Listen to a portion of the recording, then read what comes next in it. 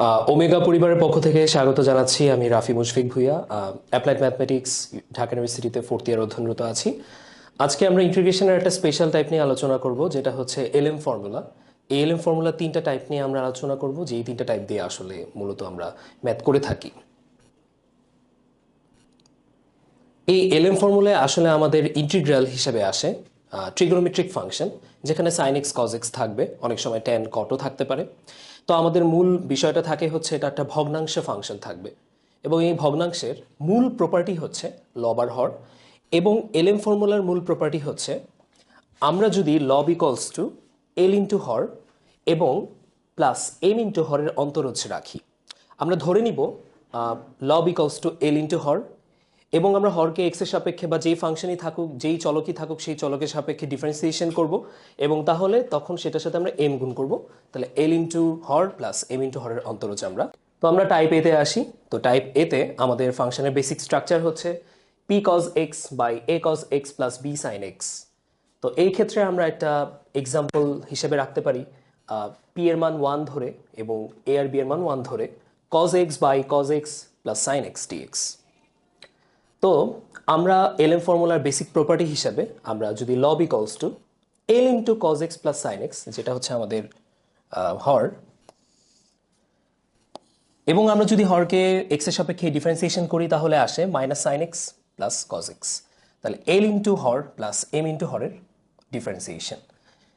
এবার পরের লাইনে আমরা যদি জিনিসগুলোকে গুণ করি, তাহলে L cos x plus L sine X minus M sine X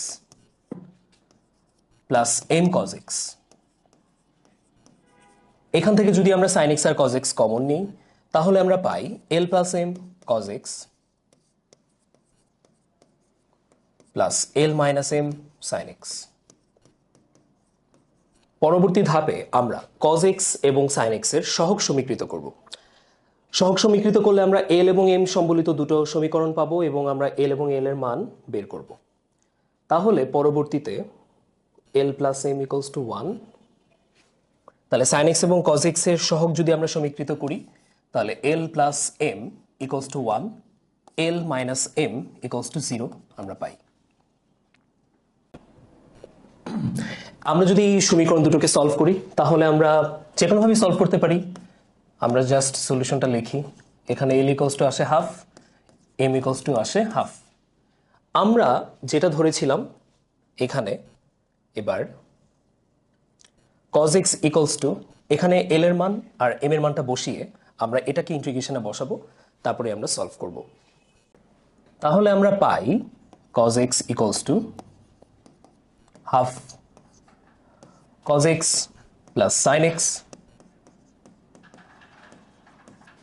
plus half minus sin x plus cos x।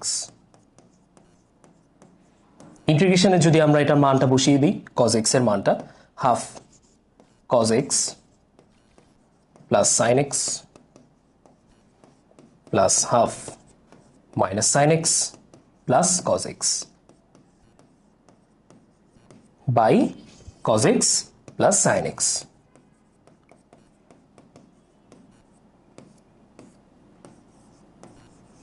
এখন যদি আমরা এটাকে ভগ্নাংশে ভেঙে ফেলি, তাহলে আমরা পাই হাফ dx, এটা বাই এটা প্লাস এটা বাই এটা।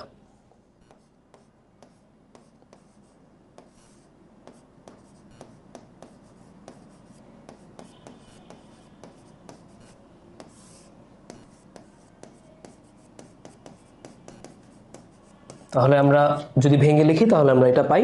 এখন হচ্ছে আমরা জানি এখানে কোনো ফাংশন না থাকা মানে 1 আছে, এবং 1 এ ইন্টিগ্রেশন হচ্ছে মূলত x।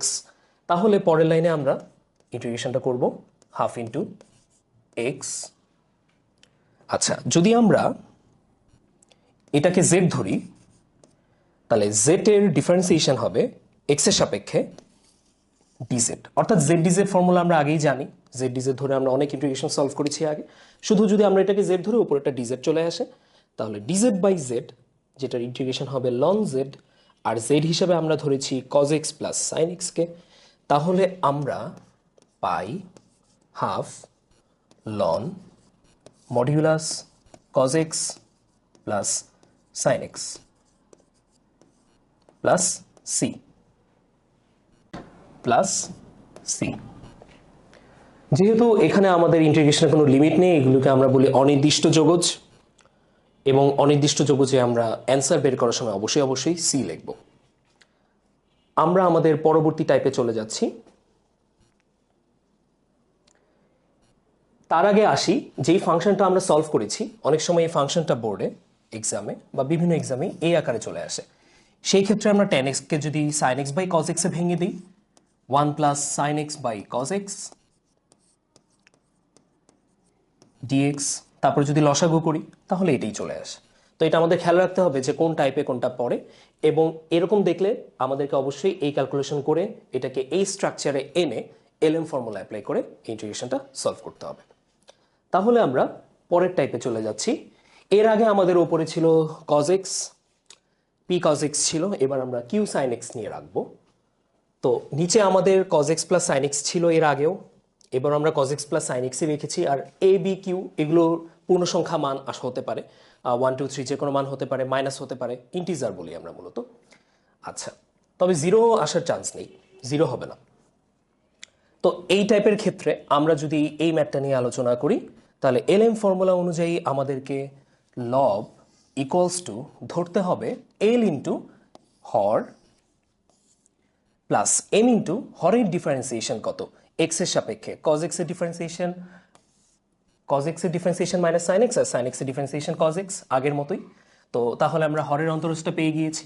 তাহলে এল ইন্টু হর প্লাস এম ইন্টু হরের ডিফারেন্সিয়েশন বা অন্তরজ। এর পরবর্তীতে আমরা যেটা করতে পারি সেটা হচ্ছে আমরা গুণ করে আগের মতোই সহগ সমীকৃত করব। তাহলে L cos x plus L sin x minus M sin x plus M cos x। এরপরে আমরা cos x আর sin x যদি কমন নেই, cos x আর sin x যদি কমন নেই, সেক্ষেত্রে L plus M cos x plus L minus M sin x। এখন যদি আমরা sin x এবং cos x এর সহগ সমীকৃত করি, তাহলে আমরা পাই L plus M equals to 0 আর L minus M equals to 3। তাহলে এল প্লাস এম আর এল মাইনাস এম আমরা পেয়ে গিয়েছি। এই দুটো সমীকরণকে যদি আমরা সলভ করি তাহলে আমরা পাই L equals to 3/2, L equals to 3/2, M equals to minus 3/2। তাহলে পরের ধাপে গেলে sin x এবং cos x এর সহগ সমীকৃত করে আমরা পেলাম L equals to 3/2 R M equals to minus 3/2। তাহলে 3 sin x equals to আমরা যেটা ধরেছিলাম 3 sin x equals to ধরেছিলাম 3/2 cos x plus sin x minus 3/2 L আর M এর মানটা আমরা বসালে যা পাই minus sin x plus cos x। এবার এই ইন্টিগ্রেশনে আমরা যদি 3 sin x এর মানটা বসিয়ে দিই তাহলে আমরা পাই 3/2 cos x plus sin x minus 3/2 minus sin x by plus cos x by cos x plus sin x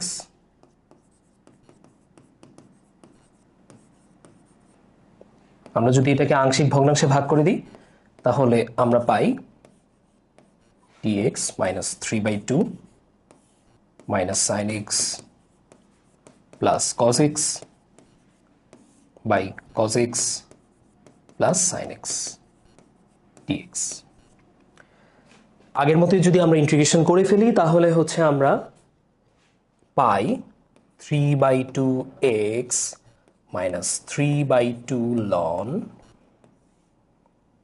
cos x plus sin x plus c। এখানেও যদি আমরা ওই আগের মতোই জেড ডিজেড ধরে নেই, এটা আসলে জেড ডিজেড দেখাতে হয় না, সরাসরি লেখা যায়, এটা খুবই সিম্পল। সো এটা যদি জেড ধরি ডিজেড চলে আসে উপরের পার্টটা, এই উপরের পার্টটা, তো সেই ক্ষেত্রে হচ্ছে ডিজেড বাই জেড, তাহলে loan cos x plus sine x হবে। আচ্ছা, তো আমরা আমাদের তৃতীয় টাইপে তাহলে যাওয়ার আগে যদি দেখি এই ফাংশনটাকে অনেক সময় এইভাবে পরীক্ষায় দিতে পারে, সেই ক্ষেত্রে আমরা কট এক্সকে cos x by sine X লিখব। তারপরে যদি আমি ক্যালকুলেশন করি, নিচে লসাগু করি, যোগ করি, তাহলে আমরা ঘুরে ফিরে এটাই পাচ্ছি। তো অনেক সময় পরীক্ষা এভাবে চলে আসলেও আমাদেরকে চিন্তা করতে হবে এইভাবে কিভাবে কনভার্ট করা যেতে পারে। পরবর্তীতে আমরা আসি টাইপ সি বা লাস্ট টাইপটা। এখানে আমাদের ওপরে কিন্তু সাইন এক্স কজ এক্স দুটোই আছে, আর নিচে cos x plus sine x আমরা এর আগে দুটো ম্যাথে দেখেছি, এখানেও থাকবে, সবসময় দেখতে পাচ্ছি। তো এই ক্ষেত্রে আমরা একটা ম্যাথ নিয়ে আলোচনা করি, যেখানে কজ এক্স পি এর মান 1, কিউ এর মান 2, এ এর মান 2 আর বি এর মান 1। এই ম্যাথটায় আমরা আগের মতোই লব, এই যে লব, তাহলে লব ইকুয়ালস টু এল ইন্টু হর, এল ইন্টু হর, এবার হরের differentiation -2 sine X plus cos X. যদি আমরা এটা দেখি তাহলে হচ্ছে প্লাস এম দিয়ে, তাহলে আমার পাচ্ছি আমরা লব ইকুয়ালস টু এল ইন্টু হর প্লাস এম ইন্টু হরের ডিফারেন্সিয়েশন। পরবর্তী লাইনে যদি আমরা কজ এক্স এবং সাইন এক্সকে গুণ করে নিয়ে আসি, 12 cos x plus L sine X -2m sine X plus M cos X. এবার কজ এক্স এবং সাইন এক্সকে যদি আমরা কমন নিই তাহলে আমরা পাই 12 plus M cos x plus L -2m sine X. আবার যদি আমরা সাইন এক্স এবং কজ এক্স এর সহগ সমীকৃত করি তাহলে কি পাই? সাইন এক্স এবং কজ এক্স এর সহগ সমীকৃত করলে আমরা পাই 12 প্লাস এম ইকুয়ালস টু 1, আর এই যে এই দুটো নিয়ে যদি আমরা কাজ করি, এটা আর এটা, তাহলে 12 প্লাস এম ইকুয়ালস টু 1 আর এল -2m ইকুয়ালস টু 2। তাহলে কজ এক্স এর সহগ সমীকৃত করলে এটা, সাইন এক্স এর সহগ সমীকৃত করলে আমরা এটা পাই। আর এই দুটোকে যদি আমরা সলভ করি সেই ক্ষেত্রে আমাদের আসে এল এর মান আসে হচ্ছে, আগেই সলভ করে নিয়েছি, 4/5, আর এম এর মান আসে হচ্ছে -3/5। 4/5 আর -3/5। তাহলে পরবর্তীতে আমরা যদি cos x plus 2 sin x এর এল আর এম এর মানটা বসাই দিব, cos x plus 2 sin x equals to 4/5 2 cos x plus sin x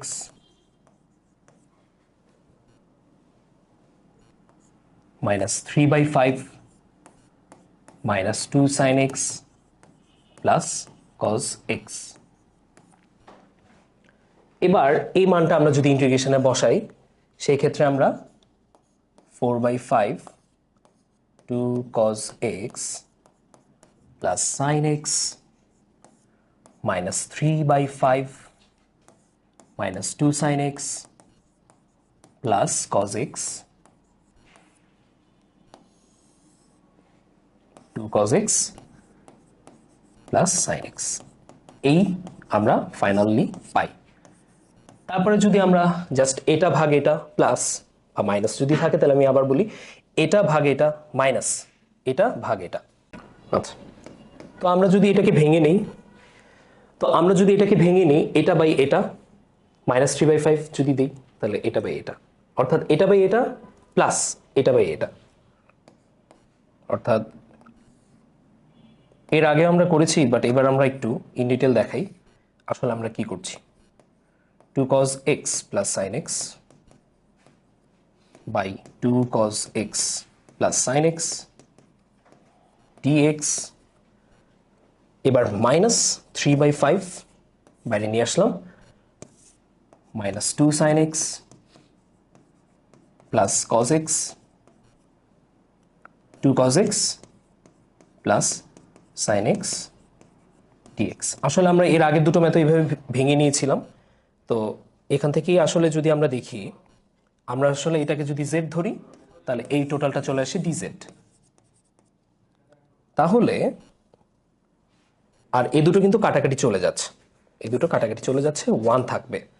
তাহলে আমরা পরবর্তী লাইনে যেটা করতে পারি, এখান থেকে 4/5 dx minus 3/5 dz by z. তাহলে ইন্টিগ্রেশন করলে আসে 4/5x মাইনাস 3/5, এটা আসে লন জেড। আসলে জেড ডিজেড ধরতে হয় না, আমরা ডিরেক্ট ক্যালকুলেশন অ্যান্সার লিখতে পারি। লন জেড আসে, আর জেড ধরেছি কাকে? 2 cos x plus sign X কে। তাহলে মাইনাস 3/5 লন modulus 2 cos x plus sine x. আমরা লগ বা লন থাকলে অবশ্যই মডিউলাস ইউজ করব। এবং যেহেতু লিমিট নেই, এটা যেহেতু অনির্দিষ্ট যৌগজ, এজন্য আমরা প্লাস সিটা দিতে কখনোই ভুলবো না। তো আমাদের তিনটা টাইপ নিয়ে আলোচনা করা সমাপ্ত হলো। এলএম ফর্মুলায় মূলত আমাদের এই তিনটা টাইপই আসে। এলএম ফর্মুলার এই তিনটা টাইপ ম্যাথ থেকে আসলে মূলত পরীক্ষা বা সব জায়গায় আসে। তো এলএম ফর্মুলা সমাপ্তি এখানেই। সামনে আমি চেষ্টা করব ইন্টিগ্রেশনে আরও কিছু স্পেশাল টাইপের প্রবলেম নিয়ে আসা। তো তোমরা নিয়মিত প্র্যাকটিস করবে, এবং যা আজকে করা হলো এই টাইপের কয়েকটি ম্যাথ তোমরা নিজেরা প্র্যাকটিস করো। আর যদি কোনো প্রবলেম থাকে আমাদেরকে জানাও। Thank you.